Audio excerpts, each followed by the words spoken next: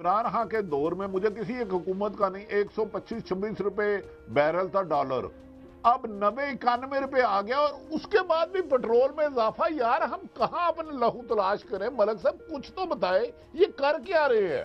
भट्टी साहब डाका है, सीधा सीधा डाका है इसमें। मीटिंग छोड़ के चले गए, मैं ये दुख बर्दाश्त नहीं करूंगी, तो भाई कीमत कम करो।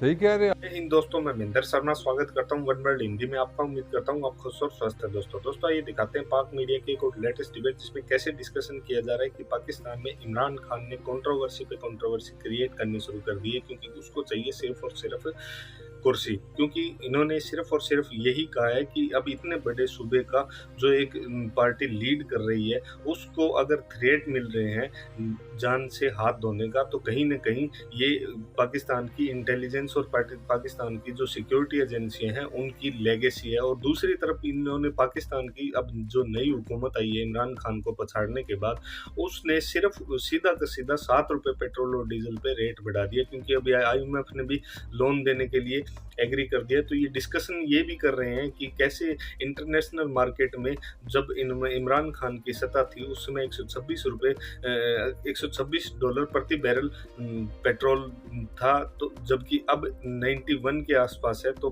कैसे पाकिस्तान की सरकार अब फिर से रेट बढ़ा के जनता पे डाका मार रही है। तो कहीं ना कहीं पूरे पाकिस्तान की सरकार फैला और आम जन बहुत भयंकर तरीके से त्रस्त है। तो दोस्तों देखिए डिबेट और कमेंट में अपनी प्रतिक्रिया जरूर दें। लास्ट में आपसे रिक्वेस्ट करूंगा, चैनल पर नए हैं तो चैनल को सबसे पहले सब्सक्राइब करें, लाइक शेयर कमेंट जरूर करें। दोस्तों जय हिंद, वंदे मातरम, भारत माता की जय। दोस्तों आज़ाद कश्मीर है, गिलगित बल्तिस्तान का वहाँ हुक्मरान है, मुल्क की सबसे बड़ी पॉलिटिकल पार्टी लीड कर रहा है, तो वो इतना मजलूम है। वो कह रहा है मुझे शक है, मुझे या चांस हो सकता है कि मुझे को मारने का सोच रहा है। तो फिर हम किधर जाएं? मतलब मुझे ये बताएं कि एक आम आदमी किस तरह सोचेगा। भट्टी साहब आपकी तरफ आता हूँ, लेकिन ये तो जो सवाल खान साहब ने हमारे सामने रखा है ये बड़ा खौफनाक सवाल है, मगर साथ ये भी ज़रा शामिल करें कि इस तरह की बातें, साथ ही पेट्रोल की कीमतों में इजाफा और फिर इतने इतने बड़े जो मंसूबे, तो ये क्या बनेगा आगे चल के भट्टी साहब?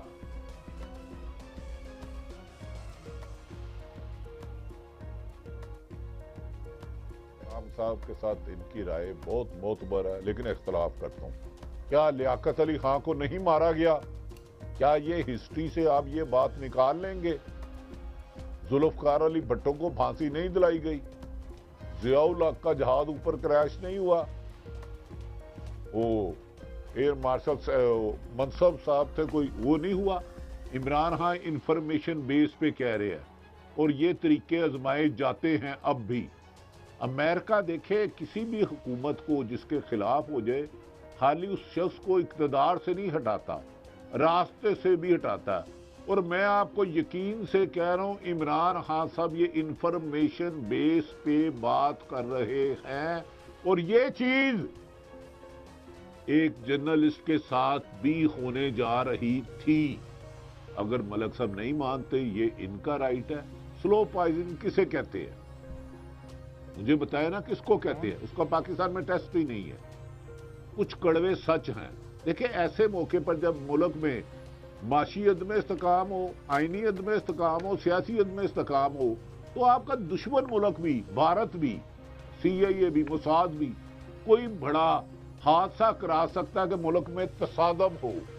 तो मैं समझता हूँ इस बात को बहुत संजीदा लेना चाहिए।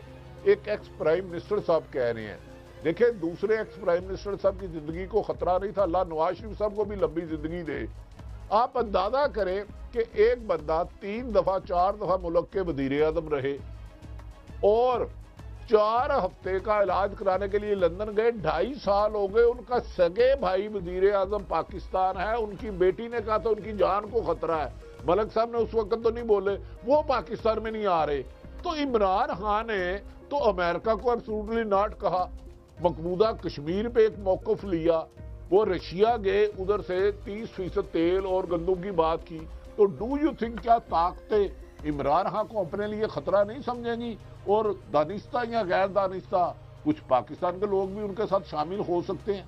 एक कड़वा सच है, ये होता है, ये बेशुमार दफा होता है और मलक साहब को भी पता है। और आजकल आम सहाफियों पे ये तरीके आजमाए जा रहे हैं खौफजदा करने के, डराने के। ये मुख्तलिफ तरीके हैं। एक होता है सिर्फ मैसेज देना, एक होता है मारना, एक होता है जख्मी करना, कोडवर्ड होते हैं, खबर नहीं आई, मौसम खराब नहीं हुआ, ये सारी चीजें फैक्ट्स हैं। लेकिन हम नाम इसलिए नहीं देते कि हमारे पास एविडेंस नहीं है। लेकिन लियाकत अली खां, मोहतरमा शहीद बेनज़ीर भुट्टो की जो लास्ट हुआ, उससे पहले 2 दिन पहले कराची हुआ था, कुछ दिन पहले, तो ये हकीकत तो है।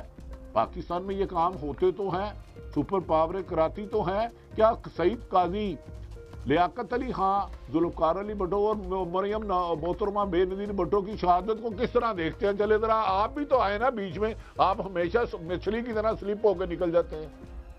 मैं आपको आप बिल्कुल आऊँगा भट्टी साहब, और मैं तो ये कहता हूँ कि हमारे एक उस्ताद थे, वो कहा करते थे कि ये सब कॉन्टिनेंट जो है, यहाँ की जो हुक्मरानी है, ये पता नहीं काली देवी है जो खून मांगती है। उधर भी देख लें, इंदिरा गांधी को देख लें, राजीव गांधी को देख लें, इवन संजय गांधी को देख लें। इसी तरीके से मलिक साहब ये तो है ना, शेख मुजीब बांग्लादेश शेख मुजीब देख लें, ये सब कहानियाँ। मगर मैं पहले आपको खान साहब की मजीद कुछ बातें सुनाता हूँ, जो एक्सक्लूसिव इंटरव्यू था हमारा, उससे फिर बात। अच्छा काजी साहब, आपने इंडिया की नेशनलिटी ली, आपको राजीव गांधी, इंदिरा गांधी, पाकिस्तान का कोई बंदा नहीं याद आया? नहीं, मैं तो ये कह रहा हूँ कि ये नहीं, यहाँ मैंने पहले काजी सईद पढ़ाते सर, यहाँ मुर्तजा भुट्टो, उस्तादों के उस्ताद हैं। मुर्तजा भुट्टो असैसिनेट हुए, उनके छोटे भाई फ्रांस में पुरस्कार तौर पर मारे गए। जुल्फ़कार अली भुट्टो का जुडिशियल मर्डर हुआ और जस्टिस नसीम हसन शाह साहब ने ये माना अपनी वफात से पहले कि ये 2 नंबर फैसला था। तो भट्टी साहब, हम तो ये बात सारी उम्र करते रहे हैं और करते रहेंगे। तो ये और साथ में इसलिए कह रहा हूँ कि ये यहाँ पे जो है ये खेल रचाने वाले तो अपने आप आपने मेरी रहनुमाई कर दी। जी फरमाइए। आपने हमारी रहनुमाई कर दी, तो फिर क्या इमरान खान साहब का ये खदशा बेसलेस तो नहीं ना लगता आपको? मुझे तो नहीं लगता। आगे अल्लाह ताला हर एक को 100 साल की जिंदगी दे, तमाम मुहिब्बे वतनों की अल्लाह ताला हिफाजत करे, हर पाकिस्तान से मुखलस की बात करे। लेकिन इमरान खान साहब के इस खदशे में कुछ ना कुछ गड़बड़ नजर आती है बादिल नगर में। ठीक है, मुझे आखिरी लम्हे हैं, बड़ा दुख हुआ हमारी हुक्मरान लोगों को जो पेट्रोल महंगा हुआ, और सुना एक नज़ा का आलम था, शुक्र है एक दूसरे के कपड़े नहीं फाड़ दिए। मलिक साहब, 7 रुपए जो महंगा किया, करने सस्ता चले थे, और उन्होंने कहा जी हम तो बड़े सख्त नाराज हैं। तो आप क्या नहीं, इसमें बड़ी खूबसूरत बात है। मैंने एक नई चीज़ सीखी है कि वज़ीर साहब फरमा रहे हैं कि नहीं हमने टैक्स नहीं लगाया, हमने जो 7 रुपये पेट्रोल पे बढ़ाया है हमने टैक्स नहीं लगाया, ये अखराजात हैं वो जो महकमे के। मतलब कहने का मतलब है कि यार बेशर्मी क्या लफ्ज़ ही मेरे पास नहीं है। और सबसे बड़ा कमाल तो करती है ना, आप इस बात की कोई कीमत ही नहीं समझते कि पीएम सब उठ के चले गए। वो चले गए तो मतलब कि कहाँ चले गए? किस मुल्क के वज़ीर आज़म है वो? पाकिस्तान के, बांग्लादेश के वज़ीर आज़म है? वो तो ऐसे कर रहे हैं, मुझे बता रहे हैं कि नेपाल का वज़ीर आज़म पाकिस्तान का दौरा कर रहा है। सवाल कर लूं आपकी इजाजत से? जी आगे जी जल्दी कीजिएगा। अच्छा मलिक साहब, आप इकानमी के बड़े एक्सपर्ट हैं। इमरान खान के दौर में मुझे किसी एक हुकूमत का नहीं, 125-26 रुपए बैरल था डॉलर, अब 90-91 रुपए आ गया, और उसके बाद भी पेट्रोल में इजाफा। यार हम कहाँ अपने लहू तलाश करें? मलिक साहब कुछ तो बताए, ये कर क्या रहे हैं? भट्टी साहब डाका है, सीधा डाका है इसमें। मीटिंग छोड़ के चले गए, मैं ये दुख बर्दाश्त नहीं करूंगी। तो भाई कीमत कम करो। सही कह रहे हैं आप, सही कह रहे हैं, आई एग्री विद यू। ये सारा डाका यार 7 रुपए की क्या बात है? जब हुक्मरान हमारे दुख में इस तरह से शरीक हो जाते हैं इंतहाई के साथ, तो हमें कोई बात नहीं, 7 रुपए और भी हम दे देंगे, जिस तरीके से हम खुश हो गए सारी